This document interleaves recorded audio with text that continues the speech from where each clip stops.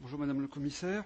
Les autorités nationales italiennes se sont précipitées à résoudre et à recapitaliser des banques sous leur responsabilité avant la date fatidique, donc du 1er janvier dernier, date de pleine entrée en vigueur donc de la BRRD et donc du buy-in tant redouté.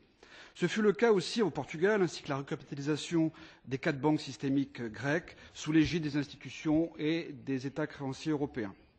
Conséquence, déstabilisation financière et perte de confiance des investisseurs avec la chute violente des valeurs financières, notamment en Italie. N'est-ce pas là déjà une preuve que les règles de BRRD créent en réalité plus de problèmes qu'elles n'en résolvent actuellement?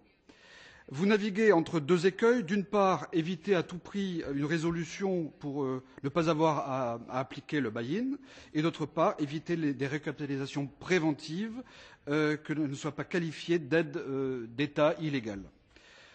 Sur le cas italien, la Direction générale concurrence ne regrette-t-elle pas d'avoir refusé ainsi longtemps les propositions du ministère des Finances italien, qui consistait en une cession de créances douteuses des banques italiennes par une titrisation avec garantie de l'État? C'est ce schéma qui a été validé, mais vos autorités de la concurrence ont ainsi fait perdre beaucoup de temps. Temps perdu pour l'assainissement et la restauration de la capacité de prêt du secteur bancaire italien. Enfin, dernière question, dans le cas d'une crise systémique, comment la Commission européenne, sans le troisième pilier, le fonds de garantie des dépôts européens, pourra défendre l'intérêt des clients dans les banques?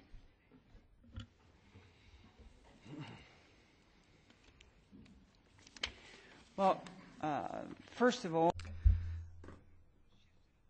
tout d'abord, oui, les règles ont changé au 1er janvier. Mais on a adopté la directive sur la restructuration. Il y a eu un délai pour mettre en œuvre. Donc il y a eu un laps de temps entre le bail-out tel qu'il existait avant et le bail-in tel qu'il est posé actuellement.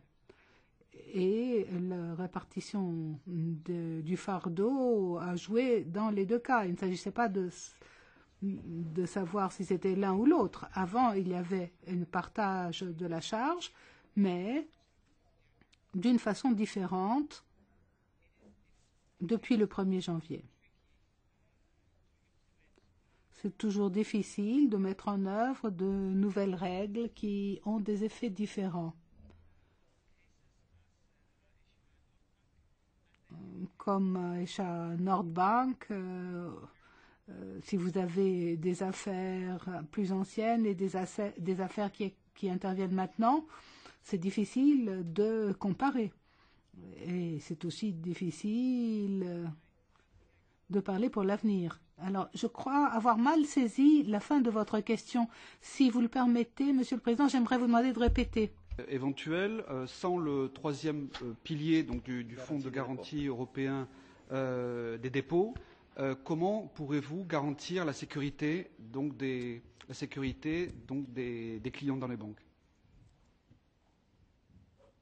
How we can address a potential systemic crisis without the third pillar of guarantee of deposit. This is not much for state aid, I have to say, more for maybe for Commissioner Hill, but of course you can answer if you like.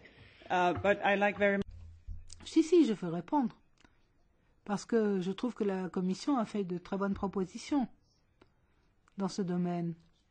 Au départ, quand on a envisagé l'union bancaire, il y avait un troisième pilier. Ensuite, un État membre s'y est opposé. Et la Commission a donc dû revoir le dispositif. Moi aussi, je pense que c'est important de mettre en place progressivement un système mutuel. Merci.